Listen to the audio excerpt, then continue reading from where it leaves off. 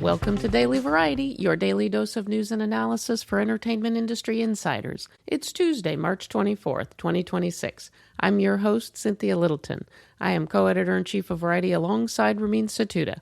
I'm in LA, he's in New York, and Variety has reporters around the world covering the business of entertainment. In today's episode, we'll hear from Variety's Kate Arthur on The Comeback, Lisa Kudrow's tour de force with showrunner Michael Patrick King. Valerie Cherish is back for one last round. Arthur has all the details from Kudrow and King, who lovingly crafted every word and every frame of The Comeback's final 8 episodes. But before we get to that, here are a few headlines just in this morning that you need to know. Saturday Night Live UK got off to a big start this weekend. My colleague in London, KJ Osman, crunched the numbers and found that the budget for the show is about $2.6 million an episode. That's less than what an episode cost to produce at Studio 8H in New York, but huge by the standard of British TV variety shows. Starfleet Academy will end its run after just 2 seasons on Paramount+.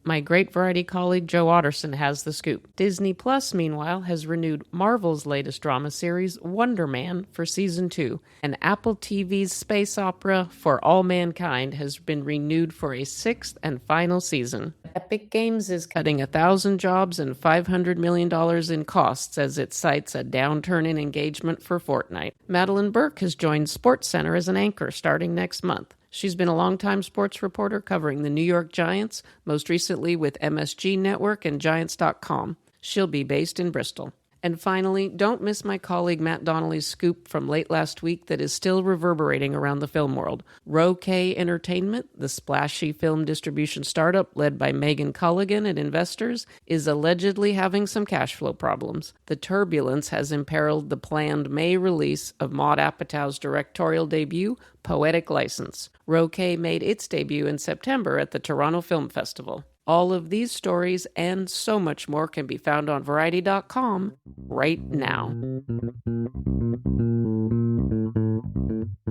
And now it's time for conversations with Variety journalists about news and trends in show business. Kate Arthur, Variety's managing editor, comes to us to talk about The Comeback, the Lisa Kudrow, Michael Patrick King comedy that now more than ever seems so ahead of its time. It only took 21 years for the show to get to season 3. Kate recently did a long Q&A with the two of them. She has covered The Comeback since its very inception, and she has great perspective of what Valerie Cherish means to fans and to Lisa Kudrow as an artist. But before we hear from Kate, let's hear how HBO sold this show in its first season way back in 2005. Well, I got it. Could you do it again? Well, I got it. Just one more. Well, I got it. All right, you can't use that. Jane, you're not going to be able to use this. I think it could be a little bigger, more excited. Okay, you know what, Jane? You and I have to talk. Complete this sentence. I'm feeling blank. I'm feeling like I'm carrying the show. Make no mistakes. At the end of the day, no more mistakes. Lisa Kudrow in The Comeback. Ouch! And now, none other than Valerie Cherish! The first funny, sad, fictional reality show comedy hybrid. A new comedy series.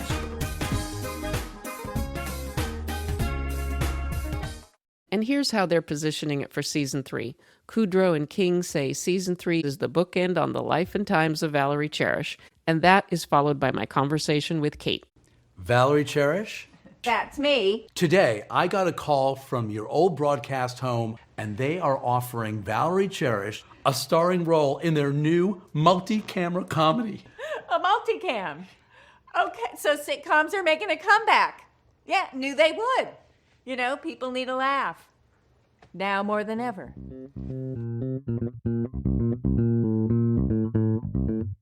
Kate Arthur, thank you so much for joining me. Thank you for having me, Cynthia. It's been a 21-year run for The Comeback for 3 seasons on HBO, and that is only part of this show's charm. The show came back to HBO this past Sunday. I wanted to talk to you after the first episode had aired so we could talk a little spoilery. So hello, folks. If you haven't seen the first episode, you probably want to stop listening. But truly, this show is just a cult favorite of a lot of us around Variety. It felt like it just came so out of the blue in the character of Valerie Cherish. It was hard for Lisa Kudrow to move on from Phoebe of Friends, and this was such a swing, and it was just such a brave thing. Tell me, Kate, when you heard a little bit ago now that there was going to be a season 3 of The Comeback, did you cheer? Were you happy? I was so excited that there was going to be a season 3 of The Comeback. Then they immediately announced it as the third and final season. So that stabbed me in the heart. But as long as we get more Comeback, I'm good. So, what is the basic conceit of the show?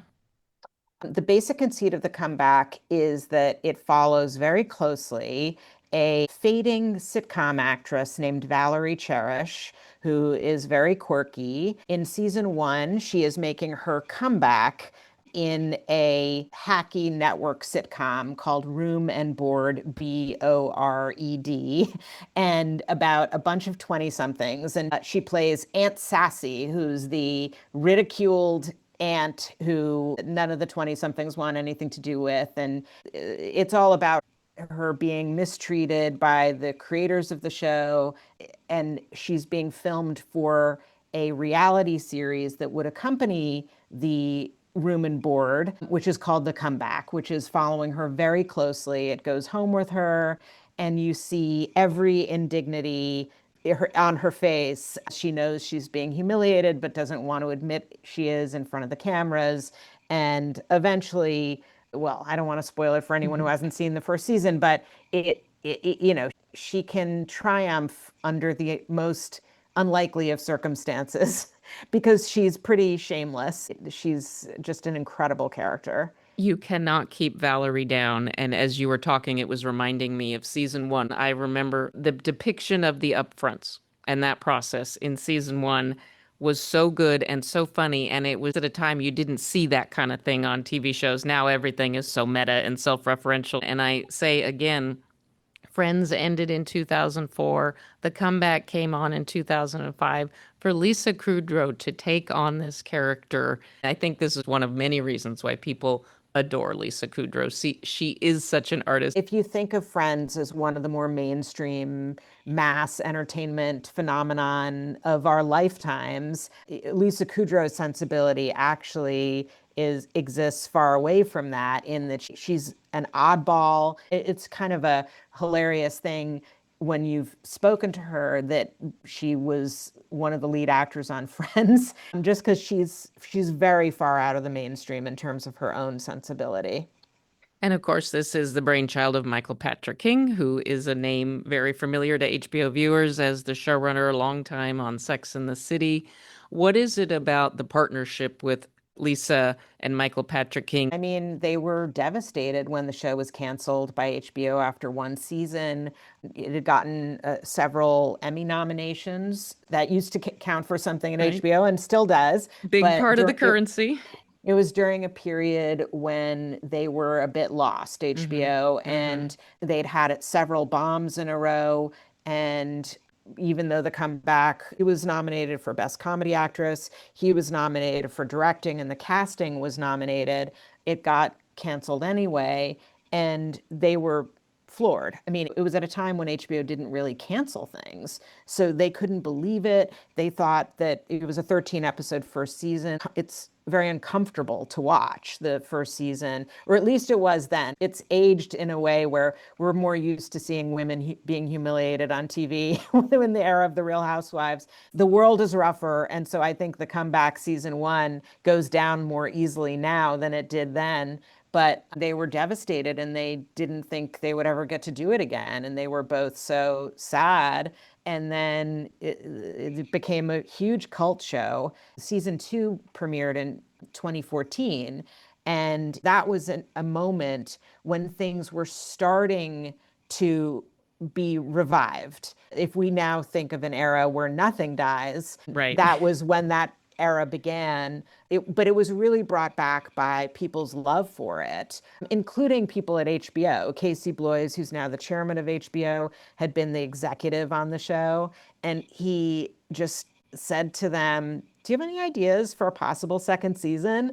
And they came in armed with ideas. As I recall, season 3 kind of came out of the blue, or were you aware that they had been cogitating on ideas? Every time I would interview Michael Patrick King for various things, I would ask him, would you ever bring the comeback back?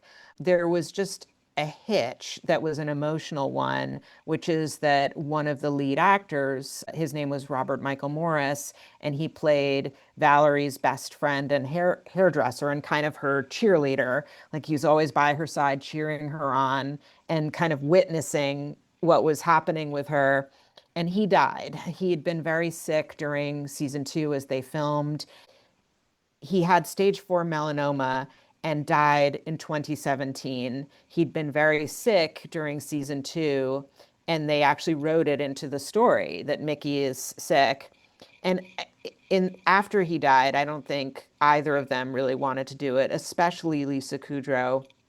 And so I think it took them a while to wrap their heads around how that would work. It's a gift to the creative community. And in the way that it's played out, it captures certain eras of this period of momentous change throughout our business. And as I understand, it really kind of poignantly, it's a love letter to the Warner Brothers lot in Burbank because of the way it was filmed. And of course, the timing now is Warner Brothers. It appears that the curtain is going to come down on Warner Brothers as a standalone studio. I'm sure it has a little bit of extra oomph for people that have worked on that lot and have loved that beautiful hunk of Burbank that has long been home to Warner Brothers. That's right. Season 1 is Valerie being filmed for a reality show. Season 2 is Valerie discovers that her season 1 nemesis, one of the creators of the show that she was on, has written a gritty HBO dramedy basically about her. So she goes and gets a part on it, playing herself, and wins an Emmy. And then season 3 is what if Valerie were offered a role on the first sitcom ever to be written by AI, knowing that AI was the enemy in the strikes. She doesn't want to do it. And then she takes the role, and it's films on Stage 24 on the Warner Brothers lot explicitly, and a little show called Friends also filmed there. It filmed in and around the Warner Brothers lot.